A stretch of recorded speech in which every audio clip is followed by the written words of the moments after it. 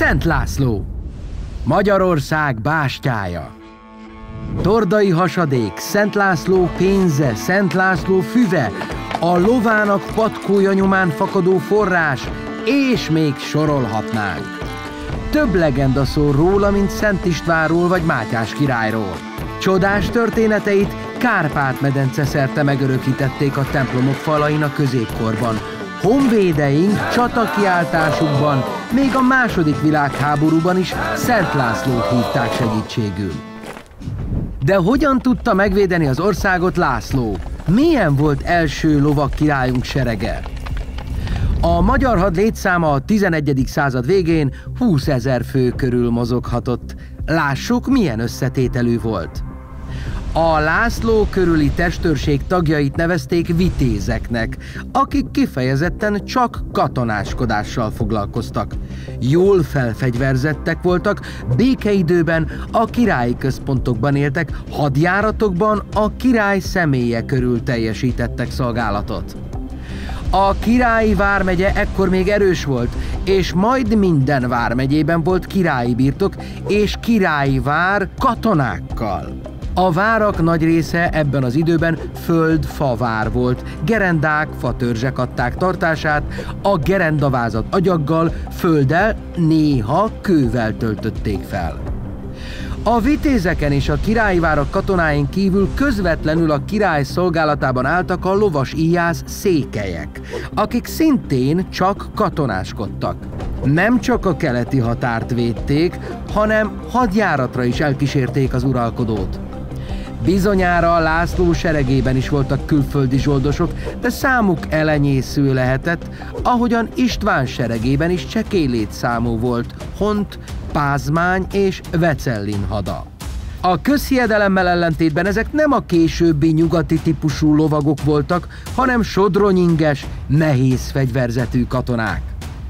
A felsoroltakon kívül besenyőkkel számolhatott a király seregében, még első András idején telepítették őket Székesfehérvárról délkeletre, Sárvízre, illetve Tokaj, valamint Pannonhalma környékére.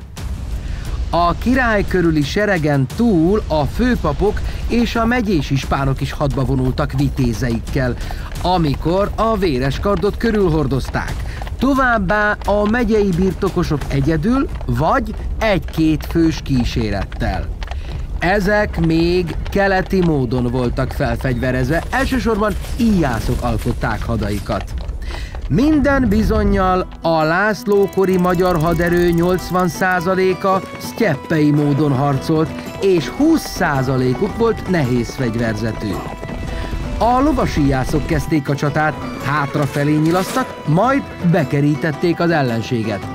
A nehéz lovasság pikkelypáncélt és sisakot viselt, de nem nyugati módon harcolt. Megfelelő helyen és időben használták őket átütő erőként, lökő és tipró erejük igen fontos volt. A határvédelmet ugyancsak pontosan kidolgozták már a 11. században is. Ekkorra összeértek az országok határai Közép-Európában, ezért már nem volt lehetőség a lakatlan gyepűvidék fenntartására.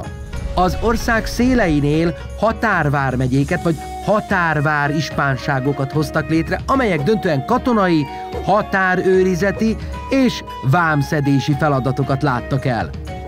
Az itt élő várnépeket alkották az őrök, lövők és kémlelők. Előbbi két csoport emlékét mai napig őrzik helyneveink. Gyepű helyett pedig az országhatárt mesterséges akadályok, úttorlaszok, gátak, vízzel elárasztott, elmocsarasított területek biztosították. A Magyar Királyság területére csak külön átjárókon, országkapukon lehetett belépni. Határőr feladatot a székelyek, besenyők, illetve kálizok láttak el. László király a székelyeknek biztosította ősi szokásaik megtartását, és kiváltságokkal látta el őket katonai szolgálatukért cserébe, ami évszázadokig így is maradt. Ezzel az ütőképes sereggel és határvédelemmel védte meg a hazát és a kereszténységet. László 1095-ben hunyt el. Az általa alapított váradi székesegyházban temették el, Ő volt az első magyar király, akit egész nemzete elfogadott, népszerűsége a mai napig töretlen. Amíg a Szent István halálát követő évtizedekben többször is egyszerűen a létért küzdött a magyar állam, addig László uralkodása alatt egy erős, fejlődő, gyarapodásra képes birodalommá vált Magyarország. Lovagkirályunk megszilárdította a szent istváni berendezkedést, amit utóda Könyves Kálmán tovább tökéletesített.